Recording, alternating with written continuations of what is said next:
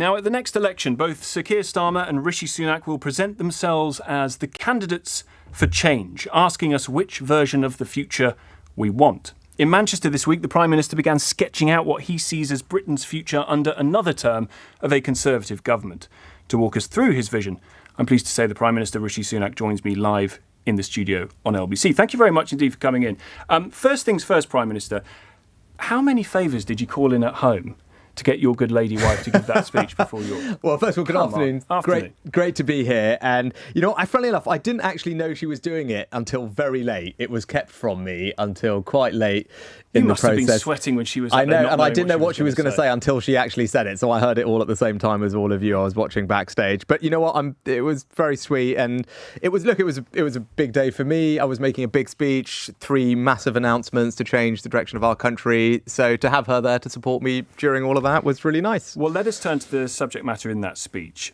You started by talking about a 30-year false consensus in British politics, that HS2 was the embodiment of that false consensus. What does this new consensus understand about politics that the old one doesn't? So one thing I've been really struck by when I'm going around the country talking to people is the sense that politics just doesn't work the way it should. And, what I think people put it down to, which I agree with, is that too often in the past, and it's not a party political thing, I think it's just a more general thing about our system, is that politicians focus on the short-term decision, the easy decision, rather than doing what's right for the long term of our country. And it's something that I've heard time and time again, and I think it is right. And COVID in Ukraine kind of expose some underlying issues, and that's what I want to change. So I want to change the direction of our country. I think that means you need to change how you do politics, and my approach is to do what I think is right in the long term, even if it's not easy. You saw that with the new course I charted on net zero, and you saw it this week with the 3 big announcements that I made at conference. And you said that HS2 was the embodiment of that false consensus. David Cameron and Boris Johnson have said that you are wrong to cancel that part of HS2. You are missing a once-in-a-generation opportunity. Are they the embodiment of the old consensus? What do they not understand? Yeah, I think, look, same as when I made my decision on net zero to take a different course towards it, more pragmatic, proportionate course that would save families £5,000, £10,000, £15,000. I got criticism for that. The old consensus is much less pragmatic, much less proportionate. I think it's just focused on what's right for the long term of the country and being open about the challenges we face and what's required to confront them. If you talk about HS2, look, the facts have changed, right? This project was greenlit over a decade ago. Since then, the costs have more than doubled.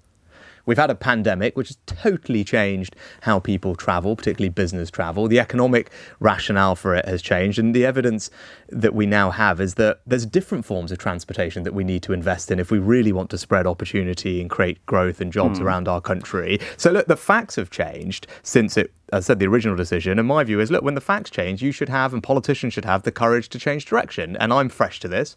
I'm new. I've looked at this fresh. And I fundamentally think that, you know what, if we're going to spend £36 billion, which is what we were slated to spend on the rest of this project, we're just better off spending that money penny for penny on hundreds of other projects around the country that will benefit people faster and so Cameron and Johnson in lots of different ways. Those aren't following the facts on this. The fact that economic... No, I think the facts have changed. Right. I think no one can. I don't think anyone can deny that. The costs of this project have doubled since it was greenlit over a decade ago. That's just a fact, right? The costs are just double. Yeah. We've had a pandemic which has changed business travel patterns, and I think we know much more now about how to drive growth around our country. And I know that as a Northern MP, what we need is connection between our towns and cities in the north, making it easier to get around them. They're missing that. I think, look, whoever it is, I know you're kind of focused on the personalities of it, but I'm just looking to the future. I'm just going to do what I think's right for the country. You say here's a decision that I've made that, again, not easy, and people will take opposition with it, which is okay. But I genuinely believe this is the right long-term decision for the country, similar to the course I charted on net zero. Again, that's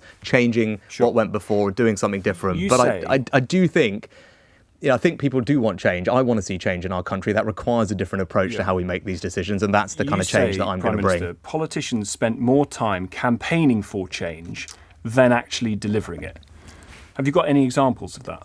Yeah, again, net zero is a good example, right? I think it's good that we have what are world-leading targets on meeting net zero, and that's something we could be very proud of our record already on delivering more decarbonisation than pretty much any other country. But just wishing these targets to happen isn't right. Like, we need to be for immigration to the tens of thousands. Well, hang on, I'll just finish one thing at a time, right? So on net zero, and my point was very clear, is that we shouldn't just say these things. We should be honest with the country about what's required. And what I saw was a situation where ordinary families were being asked to pay £5,000, £10,000, £15,000 to whether it was change their car, rip out their boiler prematurely, do expensive upgrades.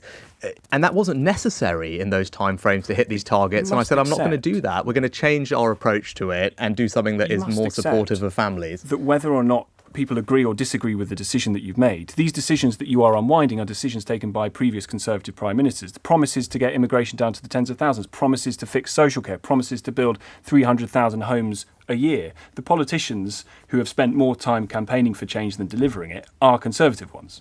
You're looking in the past. I'm just looking to the future. The choice at the next election is a choice between Keir Starmer and me.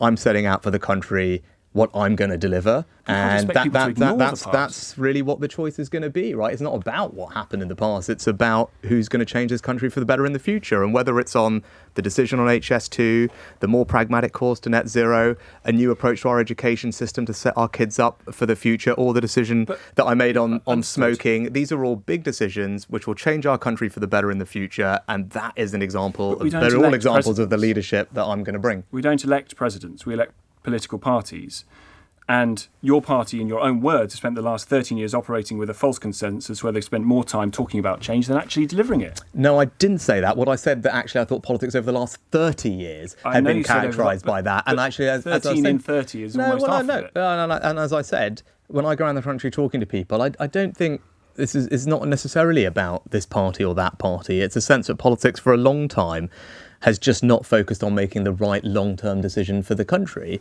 and in many cases just taking the easy way out, chasing the short-term headline. I don't want to do things differently. And these decisions on net zero, on HS2, on smoking, on changing the education system are all examples of me making a decision that I believe is right in the long term. And as you've articulated, there'll be criticism of those policies, and that's okay. But I genuinely want to deliver change for this country, and I'm prepared to do things differently to make sure that change happens for them. Tell voters to ignore the past, focus on the future, despite the 13 years in government. What makes you so special to think that you could deliver the things that previous Conservative Prime Ministers have not been able to? Look, people can judge me on my track record, right? When I came into office, I set out 5 priorities. The first of those was to halve inflation, to ease the burden on the cost of living, because that's the most pressing challenge we faced. I'm really pleased that we are making progress. Inflation is now coming down. That is making a difference to people. I said I would deliver that, and we're on track to do so. Stopping the boats, tackling illegal migration was another of those priorities. And again, for the first time ever since small boats became a phenomenon, the numbers are down this year. They're down by a fifth as a result of all the measures that I've taken and the government's taken. Whilst I was just getting back from Europe yesterday talking about this topic with other leaders, the numbers in the rest of Europe are up. Well, can I ask you about infrastructure? Because you talked about HS2. How long have you been working on the Network North plans? Also, we've been working on it for a while. Because this is a big decision, £36 billion worth of spending. I think your listeners would expect government, me, to go through these things properly and in detail to make sure that we've thought long and hard about what the right thing to do is. And that's what we've done. And what is this document? Is it a promise? Is it a pledge? Is it a plan? This is guaranteed to happen? I mean, we've set out in detail all the different ways in which this funding can be used. But I think, again, this is a big difference, right? And people say, well, how can we be sure this is going to happen? It's because actually it's going to be local people that are much more in charge of how to spend this money than it was in the past. Rather than Westminster politicians dictating to local areas about what they do, what this represents is far more money being given to local people, local areas, mayors, councils, etc., all around the country, so they can prioritise the types of transport that is right for their area. So that is a big change from what's happened before. But people are going to start seeing the benefits of this very quickly. To give you an example, in just a few weeks, the bus fares. Yeah, exactly. Bus fares were due to go up to £2.50. But given you've worked on this for a long time, Prime Minister, there might be people... Bus fares, no, this is really important because buses are the most popular form of public transportation. I take the bus regularly from the station, and having it £2 is very good. But as people listening to this and watching it on Global Player will see in this announcement is you've announced new and we can't fault your delivery here because you've announced new projects that already exist. The Nottingham Trans System extension to Clifton South opened 8 years ago. Was that included in error in this plan? No, none of these things were fully funded before. Believe me, I know. I'm New sitting on the funding inside. could see the Metrolink Right. tram network extend to Manchester Airport. It opened in 2014, Prime Minister. No, hang on. There's more money for local areas to prioritise the extensions of all their trams. The Leeds tram being a great example, one of the biggest cities in Europe without a full tram service, which has never before had the full funding that it is now going to get to develop the full tram, not just a business case, not just development funding, Yes. but the full tram. Bradford, brand new Leamside station, line. not there. The old Leamside line in the northeast was included in the plans but was removed from it after 24 hours. No, actually, what's happening there is the North East Mayor is going to be given over £1.5 billion. So that is going to happen. The North East Mayor is going to be given £1.5 billion for him to spend, or that mayor to spend in the future, on the priorities of the people, which could well include the Leamside line. But here's the point.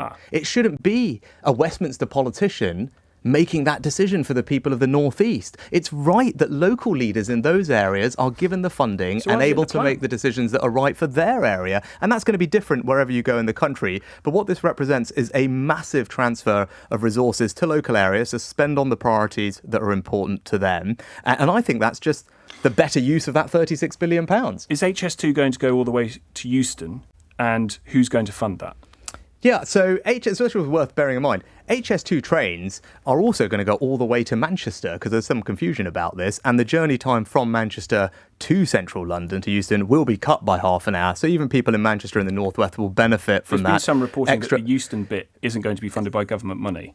We've rescoped Euston to save the taxpayer billions of pounds, which is the right thing to do. And building on the successful model that we've done at Battersea, we're going to create a development corporation there, which will be able to be funded in part by the private sector, but also, crucially, particularly for those listeners in London, is going to unlock thousands of homes. So I think that's one of the exciting opportunities now at Euston. It's not just a station. We're going to unlock thousands of homes, business opportunities, and do so in a more cost-effective way for the taxpayer. And again, modelled on the success of what's happened at Battersea. Can I ask you about homes? Are you going to commit to a target for house building? I say that the manifesto that I inherited committed us to delivering 1 million homes over this Parliament, and we are on track to deliver that. You've got to build more than 300,000 to deliver that target by next December. There's been no year since that target of 300,000 was brought in. I'm not quite sure your numbers are right, because the last time I had a look at this, we are on track to deliver the 1 million homes over this Parliament. And look, the place where house building is acutely not happening is in London, right? Under the Mayor, Sadiq Khan's leadership, London is barely building just over half the homes that it needs. And that's why we stepped in, and I stepped in the summer. Wanting people Prime Minister, to build houses for this country now. It's all very well talking about the Labour Mayor. You're running the government. The Conservatives have been in charge for 13 years, and you haven't built the homes that you said they would. Actually, Tom, we said we'd build 1 million homes, and all the data shows we're on track to deliver those 1 million homes. And we just a few weeks ago, wanted to change a legacy EU law that we'd inherited that is currently blocking the building of 100,000 homes across the country, many of whom already have planning permission, and that was blocked by the Labour Party in the House of Lords. That is us trying to unlock house building across the country. As I said, homes which already have planning permission, a defective EU law, and at the first sign of a difficult decision, what did the Labour Party do? Yeah, they ran for the hills, right? And we are trying to the to EU unlock is stopping those us building homes. It's a legacy EU law that is on our statute books. We need to pass a new law to correct it and unlock these 100,000 homes. They've been given planning permission all around the country. Now, we tried to change that. Labour Party blocked that in the House of Lords. So if anyone wants to know, when push comes to shove, who's going to do the right thing for the long term of this country? Who is going to deliver the homes for our young people? We just had an example of that a couple of weeks ago. It was the Conservative Party and Conservative government that was trying to do that, and blocked by Labour in the House of Lords. Talking of delivery, I know you're a big cricket fan. So as well as England bringing home the Cricket World Cup, are you going to be in India by the end of the Cricket World Cup to deliver a trade deal? I never put any arbitrary timelines on trade deals. That's not the right way to do negotiations. Doesn't help us. We're going to just keep going until we can get a deal that works for us. And that's been my approach to all these things. And we've taken advantage of Brexit to be the first European country to join the Trans-Pacific trade deal, which is an exciting opportunity. Could you guarantee that trade deal with India would not have an increase or a carve-out in the number of visas that will be given to you wouldn't expect me to comment on a trade negotiation on your radio station. Of course not, but we will. But would that be in people's interest? We will make sure that we get a deal that works for the UK, right? And it's just an example of us taking forward. But again, I'm not going to comment on any of your speculation that we're going to get a trade deal that works for the country, and that's why we don't put arbitrary timelines on it. And that was one of the things I was talking about in my conference speech, taking advantage of the opportunities of Brexit. And hopefully we'll get on to the other policies I announced, whether it was tackling smoking. Absolutely. Well, I do want to ask you whether you have smoked. No. You've never smoked at all? No. But not that. But again, what? No, absolutely. What relevance does that have to anything? Right? That's not the issue. Here is about protecting our kids. Sure. And the point I was making is, we've got an opportunity to do something that will stop our kids growing up smoking. Smoking is the single biggest cause we have of death, disability and illness in the UK. It causes 1 in 4 cancers, 64,000 people die every year. And what do you make of the criticism that Mrs Thatcher, who you evoked in your conference speech, would be turning in her grave at the thought of a Conservative Prime Minister reducing choice, reducing freedom? Yeah, so look, I thought very hard about this. And again, I as I acknowledge, right, there'll be people who have disagreeing views on this, and I respect that. And actually, I had lots of support from lots of Conservatives for this policy over the past day or two since I announced it. But it kind of came down to this for me, is that I think unlike every other product that's legal, there's no safe level of smoking. It's not like other things. There's no safe amount of smoking that anyone can do. And the other thing is, I thought, and talking to people and thinking about it as a parent myself, if you talk to any parent and even people who smoke, and you ask them, do you want your kids to grow up to smoke? All of them would say no, of course not. And I had a chance to do something that would make that more likely to happen. Is there a safe level of obesity? And I thought I had a chance to do something that would make that happen, and that's why I wanted to take it. Again, it's the right long-term decision for the country. Smoking costs our NHS and society £17 billion a year. It's responsible for one NHS admission almost every minute. So look, this is something that in the long term will really benefit our country, and I'm pleased there's been a lot of support for it. And that's why, I said this is an example of, as I said, doing things differently, taking a big decision. I know, as I said, there'll be criticism, and that's okay. But I think fundamentally that the Prime Minister, like me, should be doing these types of policies, these types of big decisions that can really change things for the better over time. There's lots more I want to ask you, particularly about tax cuts. I know that you've said that you don't speculate on tax policy ahead of any autumn statement, so I wonder whether that's. But I noticed that Jeremy Hunt, the Chancellor, suggested that if they were going to start cutting taxes, it would be businesses. Is that? Do you think that's the right priority? I don't think that's what he said. You're probably slightly putting words in it. He suggested that to my colleague Nick Ferrari. Well, I think that's probably reading it. I think Jeremy and I would say the same thing. Of course, as Conservatives, we want to bring taxes down for people. Of course we do want people to keep more of their own money. We have a very competitive environment for business taxes to make sure that businesses keep investing and creating jobs. And that's going to happen. You're going to deliver that. We've already delivered it. So you've said in your conference speech you're going to deliver more tax cuts. Yeah, and I also said very clearly that the best tax cut that I can deliver and Jeremy can deliver for the country right now is to halve inflation, because inflation is a thing that is causing prices to go up. Inflation is what's eating into people's pay packets, their savings. So the quicker we can bring inflation down, the better off everyone is going to feel. That's why it was the most important and first of my 5 priorities. And that's why I'm really pleased that we're making progress on it. The last few months of numbers show that inflation is now properly coming down. We've just got to stick to the plan and get it done, because I know things are tough. And this is the best way we can help people. This is the best tax cut we can deliver, is to halve inflation. Just before I let you go, I know that we're talking a lot about delivery and delivery from the right. One of the best deliverers from the right was, of course, David Beckham. And I know that you're watching the documentary that takes place. Sort this row out in the Beckham household for us. Is it possible to drive a Rolls Royce and still be working class? It was a very funny exchange. It's not for me to get in the middle of David and Victoria. That was my childhood. I grew up watching him. I'm an enormous fan. I think he's a British hero, and it's just a joy to be watching this documentary, reliving all those moments. So I like everyone else who I'm sure is enjoying it. It's fantastic, and I'm pleased I've got the weekend to binge watch the rest of it. And it's not for style advice. We're not going to see you in a sarong anytime soon. No, I think I get enough commentary on what I wear for anyway. So. Well, listen, thank you very much indeed for coming in. Rishi Sunak, Prime Minister of the United Kingdom, here on LBC, where you can watch, of course, on Global Player as well.